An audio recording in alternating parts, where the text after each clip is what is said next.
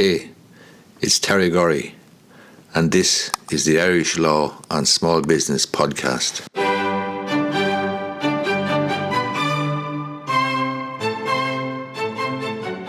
A fella asked me there the other day on my YouTube channel, underneath the video that I made about returning to a property development that I carried out in Edgerstown back in 2007, 2008. The question was, how do I feel now about the property crash? My answer was, it was the best thing that ever happened to me. To put the comment in context, you have to understand and just go back to my beginnings, as it were.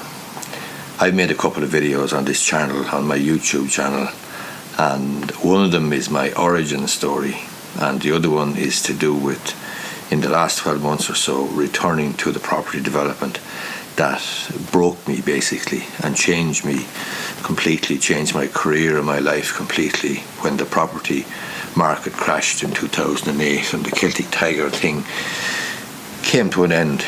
But to put it in context, in 1986, when I was 23, I started my first business. It was in retailing. It was with my brother Pat, and I was, to say, 23, very green, so was he. But we worked really, really hard and we did well. We moved on then and sold that and flipped it and moved on. I went to Navan and he went his way. And then I ended up back in Enfield, taking over the family business, buying the family business off my father, who retired. So I was running the petrol station then in Enfield at that time, and that was up to 2006, 2007.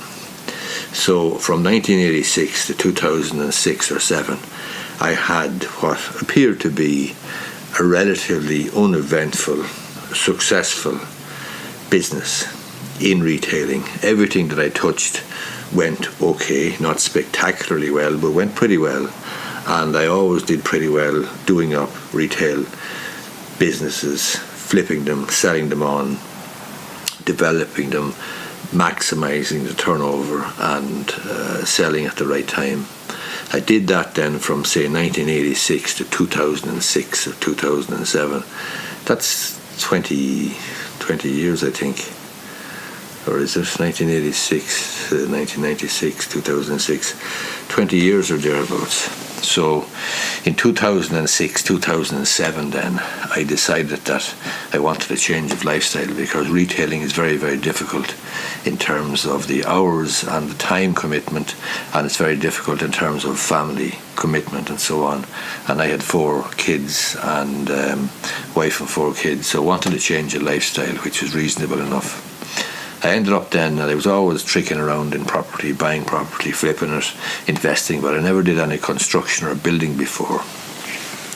In 2007 or thereabouts, I sold the petrol station in Enfield and put all of my eggs in one basket, that is, in a site in Edgerstown in Longford. That was part of a bigger site, but the main developer was selling off small parts of the site for apartment development, so that he could finance the main site, which was fair enough. And we all the small lads got in, and there was 4 or 5 or 6 of us. We got in and we bought these sites with planning permission for 6 or 8 apartments, and the plan was to build them and sell them on. The problem was that by the time I got building and by the time I was nearly finishing up, the market had turned, the tide was going out, the Celtic Tiger was basically coming to a grinding halt. It was going to crash. If I got 6 more months, I would have been fine. I would have got to sell the apartments and would have probably done all right and at least got my money back, maybe made a small profit, maybe made a big profit if the market didn't tank completely. But the market did tank. The Celtic Tiger came crashing down around about 2008 or thereabouts. The banks went into difficulty. They had no money.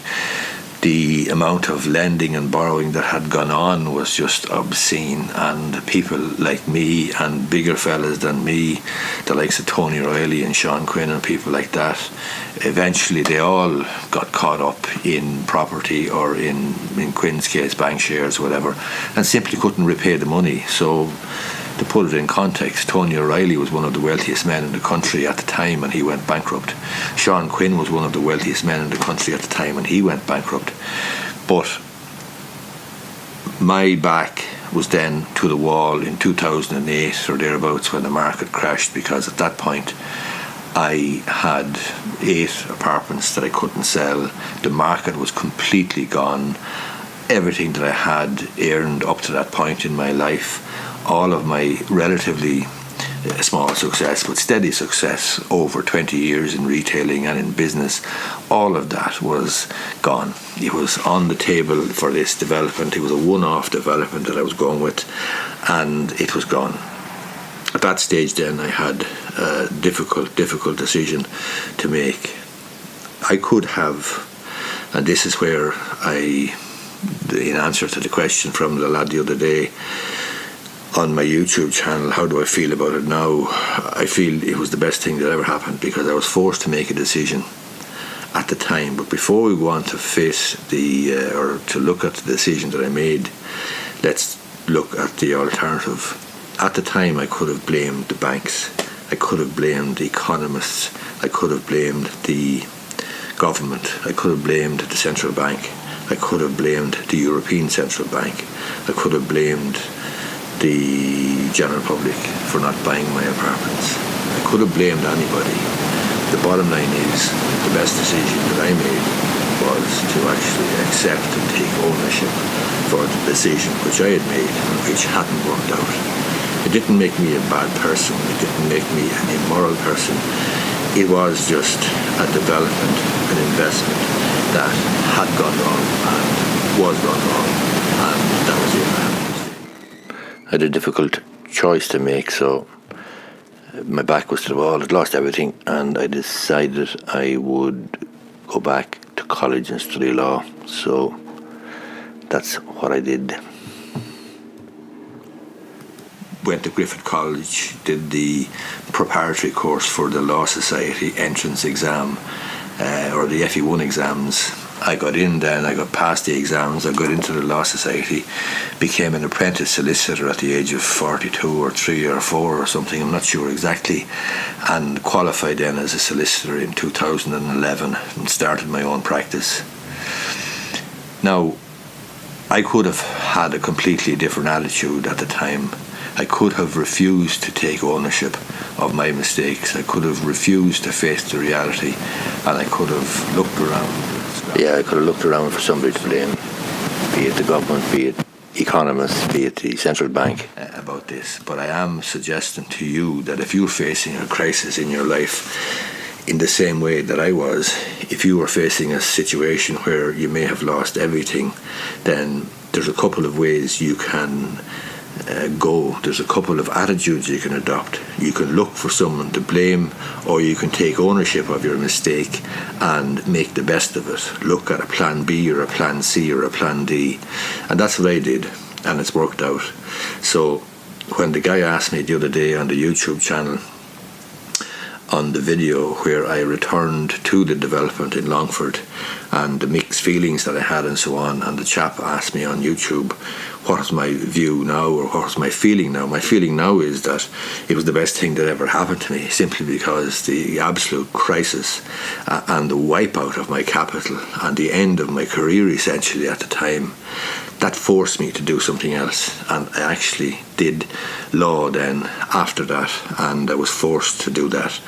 If I wasn't forced into that situation, I might never have done law, and I wouldn't have my own solicitor's practice now, which is going fine, going well.